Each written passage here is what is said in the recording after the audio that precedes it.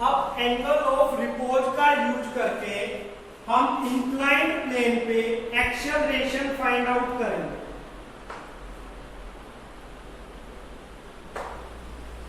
मैंने माना ये मेरे पास कोई इंक्लाइंड प्लेन है, थीटा एंगल पे है, ब्लॉक है, ब्लॉक आ रहा है sliding down.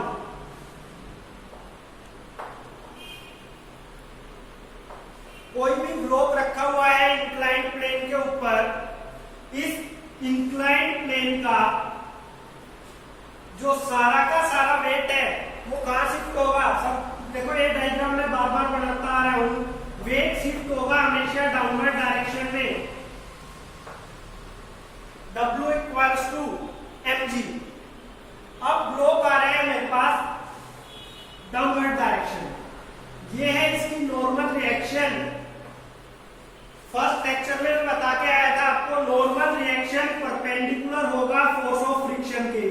Block slide down करता है डाउनवर्ड डायरेक्शन में, इसका मतलब जो अप्लाइड फोर्स है वो किस डायरेक्शन में होगी, डाउनवर्ड डायरेक्शन में। अपोजिट में होगा फ्रिक्शन फोर्स। फ्रिक्शन फोर्स को डिनोट किया मैंने किससे, Fr से। Force of friction Fr, applied force capital F। अब देखो जो mg कंपोनेंट है बेटा, mg कंपोनेंट को मैं दो पार्ट्स में रिजॉल्व करूंगा। जहां एंगल होगा, एंगल के साथ हमेशा होता है कोस कंपोनेंट, और जहां एंगल नहीं है वहां हमेशा होता है साइन कंपोनेंट। मेरे पास था weight W equals to mg। mg weight ने इसके साथ जो एंगल बनाया है वो एंगल कितना है, थीटा। तो ये कंपोनेंट क्या आ गया मेरे पास, mg cos थीटा। जहां एंगल फॉर्म नहीं है वो कंपोनेंट है मेरे पास साइन कंपोनेंट। तो ये कंपोनेंट आ गया मेरे पास क्या, mg sin थीटा। मेरे को एक्सेलरेशन कैलकुलेट करना है बेटा कि ये जब ब्लॉक डाउनवर्ड डायरेक्शन में आ रहा है, मतलब ओरिजिन O मानना है ये, जब ये ब्लॉक ओरिजिन O की तरफ आ रहे हैं तो उस टाइम ब्लॉक का एक्सेलरेशन क्या होगा वो हमें क्या करना है, फाइंड आउट। अब ध्यान से देखो बेटा, जब ये ब्लॉक डाउनवर्ड डायरेक्शन में आ रहा है इसका मतलब क्या है कि जो डाउनवर्ड डायरेक्शन में फोर्स है वो ज्यादा रही होगी as compare to upward force. तो डाउनवर्ड डायरेक्शन में फोर्स क्या है, mg sin थीटा। तो mg sin थीटा फोर्स में क्या रही होगी, ज्यादा, और फ्रिक्शन फोर्स क्या रहा होगा, कम। तो नेट फोर्स कैलकुलेट करने के लिए मैं ज्यादा वाली फोर्स में से कम वाली फोर्स को क्या कर दूंगा, माइनस। देखो बेटा, net force equals to F large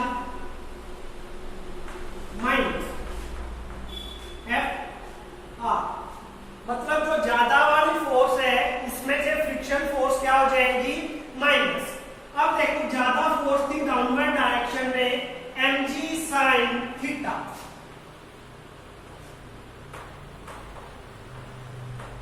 friction force क्या था, Fr।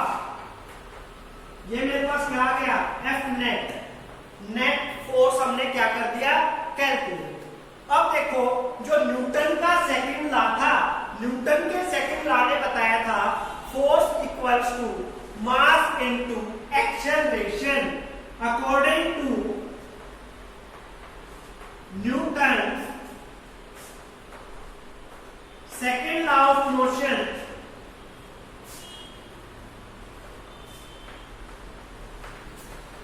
न्यूटन के सेकंड लॉ के अकॉर्डिंग फोर्स क्या होता है मेरा,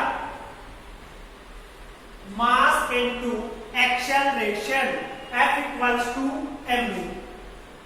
फ्रिक्शन फोर्स आया था मेरे पास, देखो आपने एक टर्म पढ़ी है, what do you understand by coefficient of friction. Coefficient of friction mu था आपके पास, mu equals to F by R, force of friction per unit normal reaction is called coefficient of friction। तो यहां से friction force की value क्या आ गई, coefficient of friction into R. F R की वैल्यू क्या है बेटा मेरे पास, coefficient of friction into normal reaction. Newton के सेकंड लॉ के अकॉर्डिंग फोर्स क्या होता है, mass into acceleration, ma is equal to mg sin theta. F R की वैल्यू में इक्वेशन नंबर फर्स्ट में क्या कैलकुलेट करके आया हूं, म्यू इनटू आर। तो F R equals to mu into R. Mu into R right hand side में negative है, अगर मैं इसको लेफ्ट हैंड साइड में लेके जाऊंगा तो बेटा mu into R left hand side में क्या हो जाएगा, पॉजिटिव। तो mu into R equals to mg sin theta minus m, ये टर्म प्लस की थी, उस साइड जाके किसकी आ गई, माइनस। बट मेरे को कैलकुलेट एक्सेलरेशन करना था, तो अब बेटा इसकी जरूरत भी नहीं थी इस स्टेप की। एक्सेलरेशन अगर आपको कैलकुलेट करना है, एक्सेलरेशन कितना आ गया, mg sin theta minus mu R divide by capital M, that will be the net acceleration of the body। इस एक्सेलरेशन से वो बॉडी हमेशा कहाँ आ रही है मेरी, डाउनवर्ड डायरेक्शन में। इस एक्सेलरेशन से वो बॉडी हमेशा कहाँ आ रही है हमारी, डाउनवर्ड डायरेक्शन। एक तो फॉर्मेशन थी बेटा ये, अब इसी फॉर्मेशन को मैं आगे मॉडिफाई करूंगा, कैसे देखें। ये है मेरे पास इक्वेशन नंबर सेकंड। मैं इक्वेशन नंबर सेकंड को मॉडिफाई करूंगा, कैसे मॉडिफाई करूंगा देखिए। अपवर्ड डायरेक्शन में क्या लग रहा है, normal reaction R. Normal reaction R को कौन सा फोर्स बैलेंस किए हुए है, mg cos theta. We know that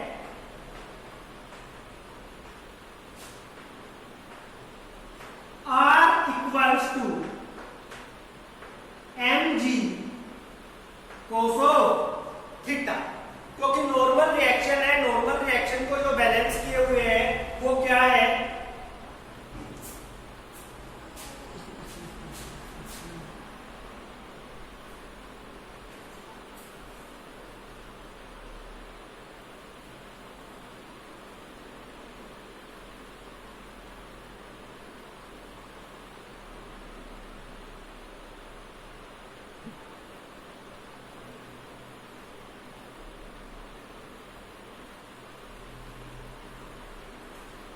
देखो बेटा मैंने आपको क्या बताया है, नॉर्मल रिएक्शन को कौन सा कंपोनेंट बैलेंस किए हुए है आपका, mg cos थीटा। तो मैं नॉर्मल रिएक्शन की जगह आपके यहाँ क्या पुटअप कर सकता हूँ, mg cos थीटा।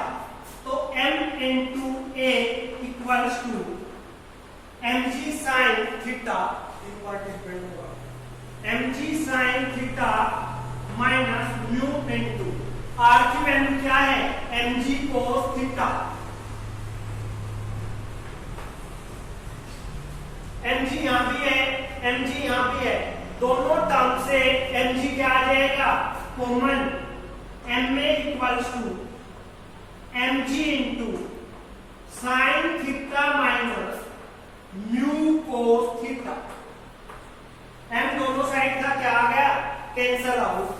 तो एक्सेलरेशन की वैल्यू आई है मेरे पास g into sine theta minus mu cos theta. Numerical में बेटा आपके पास g की वैल्यू सबको पता है 9.8, ये हमेशा फिक्स रहती है।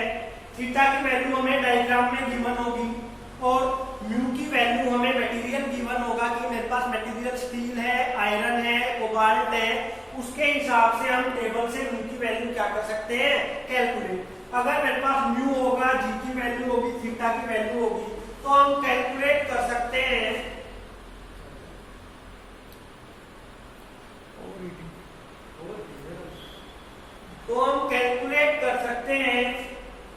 कि एक्सेलरेशन क्या होगा, एक्सेलरेशन कितना होगा, यहाँ वो हमने इस फॉर्मूले से क्या कर दिया, कैलकुलेट। ये टर्म कब आई है, जब जो है मेरा ब्लॉक है, ये ब्लॉक डाउनवर्ड डायरेक्शन में क्या कर रहे हैं, मूव कर रहे हैं। डायरेक्शन में जाएगी।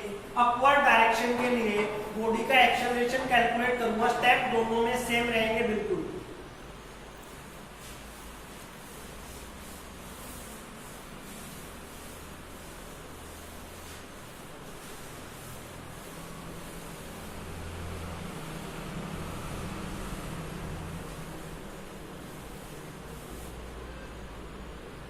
Acceleration of a body when body moves in upward direction। अगर बॉडी इंक्लाइन प्लेन के ऊपर ए एक्सेलरेशन से अपवर्ड डायरेक्शन में मूव कर रही है तो उस केस में क्या होगा, देखो इंक्लाइन प्लेन पे है एट एन एंगल थीटा। कोई भी बॉडी है जिसका मास m है, रखी हुई है इंक्लाइन प्लेन में, वेट हमेशा शिफ्ट होगा डाउनवर्ड डायरेक्शन में। वेट क्या होता है, m इंटू जी। इसके हमेशा फोर्स ऑफ फ्रिक्शन के परपेंडिकुलर होगा क्या, नॉर्मल रिएक्शन r। जो बॉडी है मैंने आपको बताया, बॉडी इस केस में अपवर्ड डायरेक्शन में जा रही है, इसका मतलब अप्लाइड फोर्स अपवर्ड डायरेक्शन में है, और जो मेरा फ्रिक्शन फोर्स है वो कहाँ है, डाउन। अब देखो mg कंपोनेंट को जब मैं रिजोल्व करूंगा तो mg को मैं दो कंपोनेंट में रिजोल्व करूंगा। यहाँ एंगल कितना माना मैंने, थीटा। जहाँ थीटा एंगल होता है वहां हमेशा आता है कोस कंपोनेंट। तो ये कंपोनेंट क्या आ गया मेरे पास, that will be mg cos theta. जहाँ एंगल नहीं है वहां मेरे पास कंपोनेंट आया है mg sin theta. Applied force अगर अपवर्ड डायरेक्शन में है तो फ्रिक्शन फोर्स होगा मेरे पास कहां, डाउनवर्ड डायरेक्शन में, क्योंकि फ्रिक्शन एक फोर्स होती है जो बॉडी की मोशन को क्या करता है, अपोज करता है। तो इस केस में मेरे को नेट एक्सेलरेशन कैलकुलेट करना है। नेट एक्सेलरेशन कहां गया है मेरा, अपवर्ड डायरेक्शन में। तो वही बात है, नेट एफ नेट कैसे कैलकुलेट करेंगे, ज्यादा वाली फोर्स में से कम वाली फोर्स को क्या कर देंगे, माइनस। अब देखो अपवर्ड डायरेक्शन में फोर्स लग रहे हैं एफ नेट, और डाउनवर्ड डायरेक्शन में दो फोर्स लग रहे हैं, क्या क्या, F R plus M G sine theta. तो एफ नेट में से minus F R minus M G sine theta, या ये कह सकते हैं इक्वल टू, जो मेरे पास एफ नेट आया है वो किसके इक्वल आया है, friction force plus mg sine theta. ये दोनों फोर्स मैंने क्यों ऐड किए बेटा, ये दोनों फोर्स डाउनवर्ड डायरेक्शन में थी, और जो अप्लाइड फोर्स था वो किस डायरेक्शन में था, अपवर्ड डायरेक्शन में। अब बैलेंसिंग के लिए जितना अपवर्ड फोर्स होगा उतना ही कौन सा फोर्स होगा, मेरे पास डाउनवर्ड फोर्स। तो मेरे पास नेट फोर्स कितना आ गया, F R plus mg sine theta. According to Newton's second law of motion,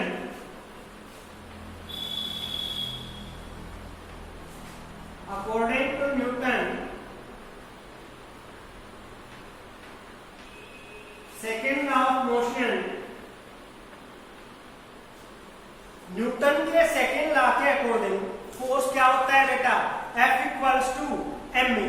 force equals to mass into acceleration. Net force किसके इक्वल होता है, मास इनटू एक्सेलरेशन। अब एक और टर्म मैं आपको बता के आया था, म्यू। म्यू इक्वल्स टू क्या होता है, force of friction divide by में normal reaction. Force of friction divide by में normal reaction.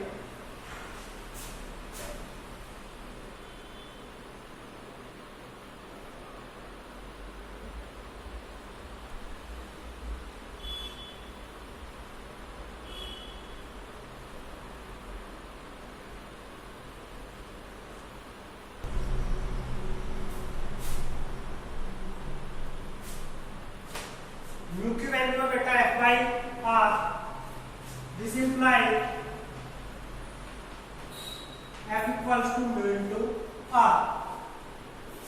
M A equals to, F R की वैल्यू क्या थी, mu into R plus mg sin theta r equals to normal reaction को कौन balance किए हुए है mg cos थीटा। तब करो नॉर्मल रिएक्शन की जगह mg cos थीटा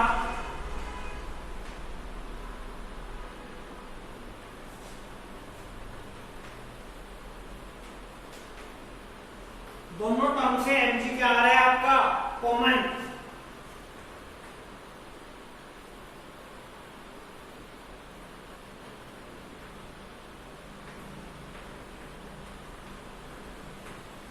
m से m क्या होगा आपका cancel out acceleration equals to g into mu cos theta plus sin theta. ये एक्सेलरेशन आया है आपका जब बॉडी अपवर्ड डायरेक्शन में क्या कर रही है आपकी मूव कर रही है। इससे पहले वाले आर्टिकल में मैंने बताया था आपको जब बॉडी डाउनवर्ड डायरेक्शन में मूव कर रही है तो उस केस में आपका एक्सेलरेशन कितना होगा वो हमने क्या किया था कैलकुलेट किया था। दोनों केसेस मैंने आपको बता दिए हैं कि अपवर्ड डायरेक्शन में जब बॉडी जाएगी तो कितना होगा, डाउनवर्ड डायरेक्शन में बॉडी जाएगी तो कितना एक्सेलरेशन होगा। ये दोनों आर्टिकल